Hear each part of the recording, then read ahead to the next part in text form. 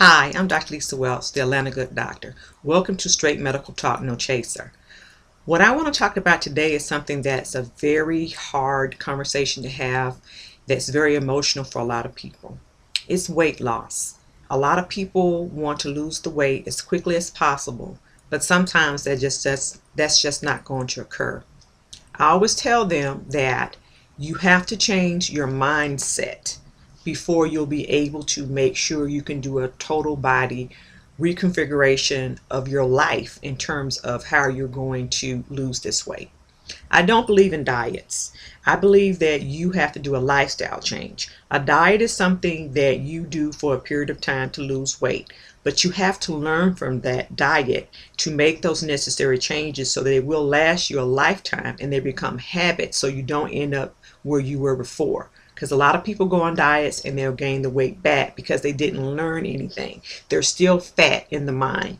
As long as your mind is fat, your body will continue to be fat because you will still have those same terrible habits that you had before. I always say that you need to do some type of structured diet, that you should do slow changes. Don't try to make so many changes at one time because you will doom yourself to fail because it's going to overwhelm you. Find out what your triggers are. Are you an emotional eater? Do you eat when you're bored? These are things that you need to know so that you can try to curtail that and not fall into that trap and eat food that you don't necessarily eat. And you must exercise. I always tell people, find something that you like to do.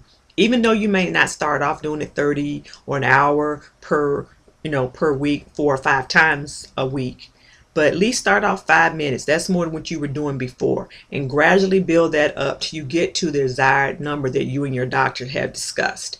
So you have to take the time. I said it didn't take you overnight to get a little bit overweight. It's going to take you a lot of more time to get out of it. It's easier to gain it and it's harder to lose it. I always tell people it's a second job to losing weight. So if you do a lifestyle change as opposed to a diet, then you will come out 20 times millions more over what you were gained in that changing in your lifestyle and making it a habit, something that you have learned from and you do automatically, as opposed to something you feel like it's just stressing you to do. And that's something you don't want. Stress makes you fat as well because it releases a lot of nasty hormones like cortisol, which will definitely make you fat. So always pick out something that you like to do to exercise.